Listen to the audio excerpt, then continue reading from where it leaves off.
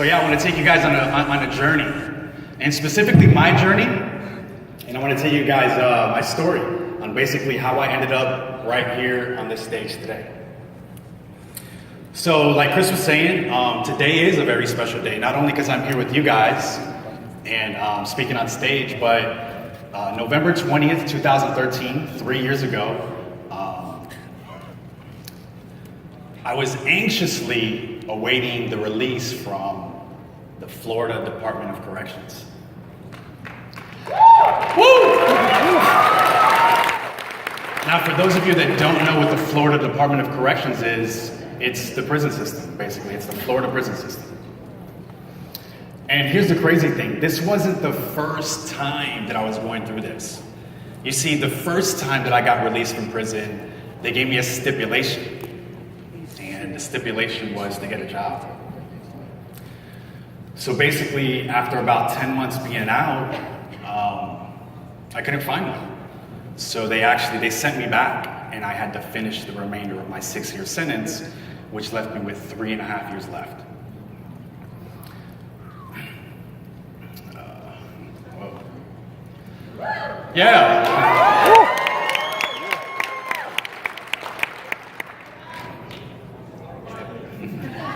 Okay, yeah. Okay, so which left me with about that, 3.5 years left. So we fast forward. It's just bear with me, guys.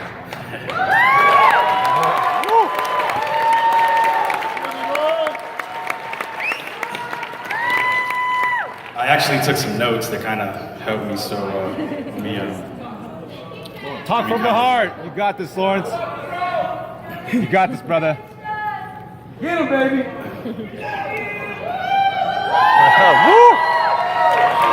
But okay, so the difference between this current release and the first release was that I made a vow to myself that I wouldn't come back. That I would do whatever it took not to come back to my little 6x8 cell. And man, I made that promise to myself. So man, they let me out. I was a free man. Can anybody guess what was the first thing I did when I got released? Anybody? Ate a steak. One of the first things I did, good shower, was I started looking for a job, right? I wanted to get out the gate and look for a job immediately. And I ended up getting a job through an agency, like a staffing agency. And they gave me the job as an oyster shucker. And so I worked for $7 an hour at a seafood warehouse shucking oysters and packing. But the crazy thing is, I'm actually allergic to shellfish. So day in and day out, I'd actually leave with all these hives, and I was all itchy. But nonetheless, I still had hope, right? I had a job, I had a little bit of money coming in, and I was working. So fast forward a couple of months, and I end up meeting a girl, Danielle. She's here in the audience. Woo! And we pretty much hit it off. We start kicking in, we're feeling each other, and I'm real open and transparent with her. I let her know, hey, I just got released from prison. I'm making $7 an hour. I live with my mother. I sleep on the living room floor. I'm just open and transparent. And but I do tell her my hopes, my aspirations, my dreams, and I don't know. She believed in me. She's seen something in me, right?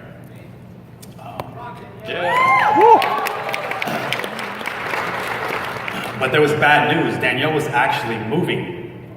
And she was moving across the country, right? We're in Florida, and she was moving to Texas. So, it kind of made me sad, right? She was leaving and I was here. We were kind of kicking it. So I kind of imposed on her. I'm like, hey, I'm going with you. So I kind of just went home. I packed my 3 pairs of pants, my 2 shirts, and we went to Texas.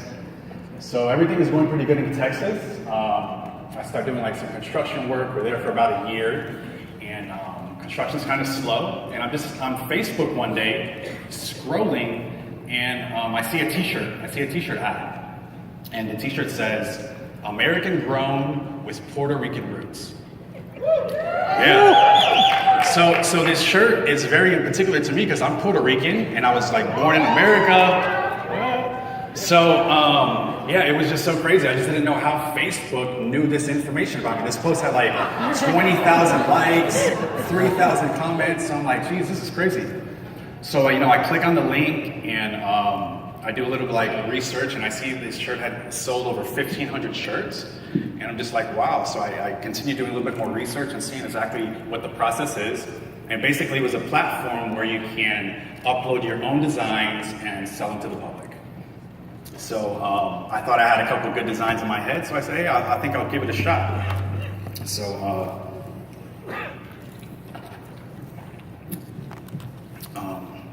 So being that I'm Puerto Rican, and the first shirt that I seen was a Puerto Rican shirt, essentially I wanted to get into the Puerto Rican niche, right? Because I kind of resonate with them.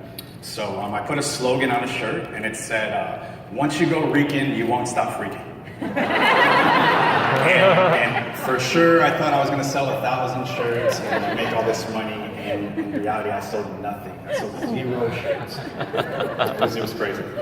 But nonetheless, I was still fascinated at the idea where you could just come up with your own design, put it on the shirt, and literally have no inventory costs, no overhead costs, and just kind of, put it on the site and hope that people would buy it.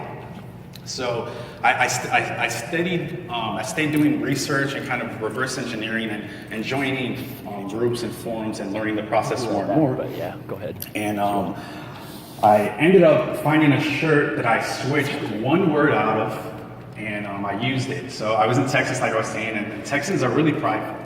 If you go to Texas, everybody has the Texas flag and their gun and all this stuff, and they're just really prideful people. So yeah, there was a shirt that said, I'm that gun-toting, meat-eating, beer-drinking American that your mother warned you about. So I just took the word American out, put some Texas colors in it, and I put it on a shirt, and I uploaded it up to this platform. I started sharing the link in a few groups, and before you know it, we had sold like 40 shirts. So yeah, it was a small success, but nonetheless, I seen the potential that was there. I just literally threw a design on the shirt, and we made a few $100, pretty quick. So I was definitely inspired, and I was fired up, and it came to the point where Danielle and I would go out and we go through the mall or we go to Walmart, and I was literally like scoping everybody's shirt out, kind of looking for the next hit design. And people would kind of give me weird looks and whatnot, like, what are you staring at? But I was just kind of looking for the next hit design. And I was active in these groups on Facebook, kind of learning information. And there was actually like a bonus being offered at the time. And the bonus was basically how to scale a winning t-shirt design if you have one. So the only way to get this bonus was if you purchased a course, which I had no interest in the course, but I wanted this bonus because I felt like I had a good shirt and I wanted to make some more money from it. So I bought the course, went through the bonus, ended up selling an additional 100 and something shirts within a 7 or 10 day period. And I was so fired up, and I just started launching a bunch of designs, and I ended up losing all the money that I just made. So literally I was like, but nonetheless, I was still fired up, right? Because I was like, there's something's working, something's here, it's working, right? I'm getting money. And so that's when I decided to dive into the course that I actually bought that was tied to the bonus. And the course was on Shopify. And literally, man, it just blew my mind, like how you could make money doing it. And I went through the course step by step, and I started with a $5 ad.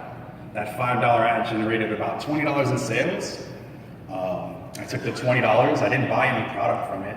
I took that same $20 and threw it back into ads, and it generated about $60 in sales.